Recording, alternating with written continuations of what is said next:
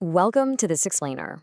Look, if you've been feeling totally overwhelmed by the absolute alphabet soup of AI jargon out there lately, terms like machine learning, LLMs, deep learning, generative AI, you are definitely not alone. It can honestly feel like this exclusive club with its own complicated language. But today, I promise we're going to break it all down into simple layman's terms. We're stripping away all the buzzwords to look at what these technologies actually are, how they work, and most importantly, how they are being used to solve real problems in businesses right now. Okay, let's dive into this. Here's exactly how we're going to tackle things today.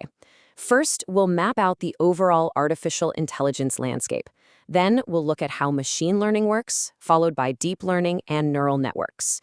After that, we'll contrast discriminative versus generative AI, get large language models explained, and finally, look at real-world commercial AI. All right, Section 1, the artificial intelligence landscape. To really make sense of all this, we're going to use a sort of Russian nesting doll approach to map out the AI hierarchy. So let's start with the biggest, outermost doll. One of the most common misconceptions out there is that artificial intelligence is just a single tool or like one specific piece of software. But actually, scratch that, AI is an entire field of study. It's a massive scientific discipline, much like physics. And just as physics contains specific subfields, like thermodynamics or quantum mechanics, artificial intelligence contains a major subfield called machine learning. Understanding this distinction is absolutely crucial because it really grounds us. When someone says AI, they're talking about the entire universe of this science. But when they say machine learning, they're pointing to a very specific set of mechanics inside of it. Moving right along to Section 2, how machine learning works. So let's open up that big AI doll and zoom in specifically on that machine learning layer. At its core, a machine learning program uses input data to train a model, which can then make predictions on data it has literally never seen before. It's kind of like feeding a model historical sales data from Nike so it can confidently predict how well a brand new shoe from Adidas is going to sell. Now, what's really interesting about this is how the two most common training methods break down. On one hand, we have supervised learning. This relies entirely on labeled data. Imagine we have historical data from a restaurant comparing the total bill amount to the tip amount. Crucially, the data has clear labels. Maybe blue dots mean the order was picked up, and yellow dots mean it was delivered. Because the model knows these exact labels, it can predict how much of a tip the next driver will get based on the bill and the delivery type. And even better, it actually checks its prediction against the real result, and if it's slightly off, it attempts to close that gap for the next time. Now, contrast that with unsupervised learning. This uses raw, unlabeled data. Imagine plotting employee tenure against their income.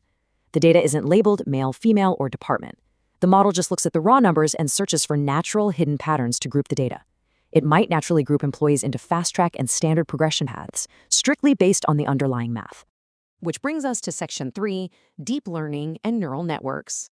Opening up the doll one layer further, we hit deep learning, which gets its immense power from something called artificial neural networks. Now don't worry, you absolutely do not need a computer science degree to grasp this. Just know that these networks are deeply inspired by the architecture of the human brain. They're built with complex layers of interconnected nodes and neurons. As data passes through these layers, the model processes it in incredibly sophisticated ways. Basically, the more layers you have in the network, the more powerful the model becomes. And this brilliantly illustrates exactly why neural networks are so incredibly valuable. Because deep learning models are so smart, they can use something called semi-supervised learning. Picture a major bank trying to detect fraud. They're processing millions of transactions a single day. They absolutely do not have the time or human manpower to manually label every single one of those. Instead, human experts label just 5% of the data, identifying exactly what is fraud and what is safe. The deep learning model studies that 5%, grasps the core underlying concepts, and then applies those learnings to independently predict and categorize the remaining 95% of unlabeled transactions. It saves a massive amount of time while keeping all our bank accounts secure. Okay, Section 4, discriminative versus generative AI.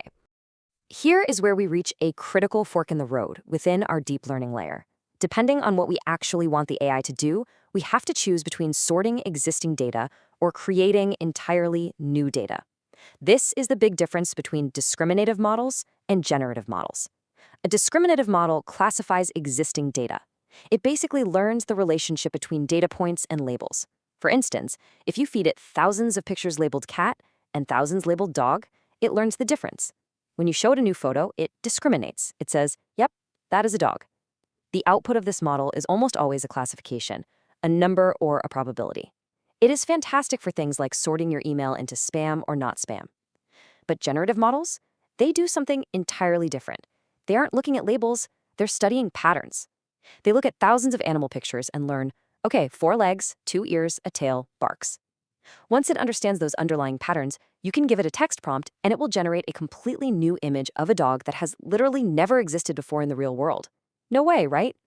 Generative AI is just incredibly versatile because it generates new samples similar to the data it was trained on, whether that's natural language, images, or audio.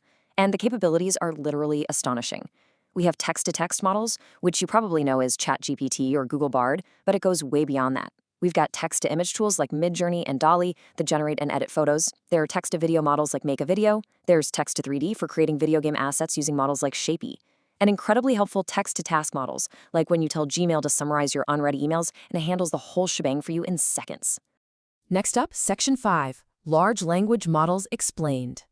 Now, let's talk about the specific term you've probably heard the most recently, large language models, or LLMs.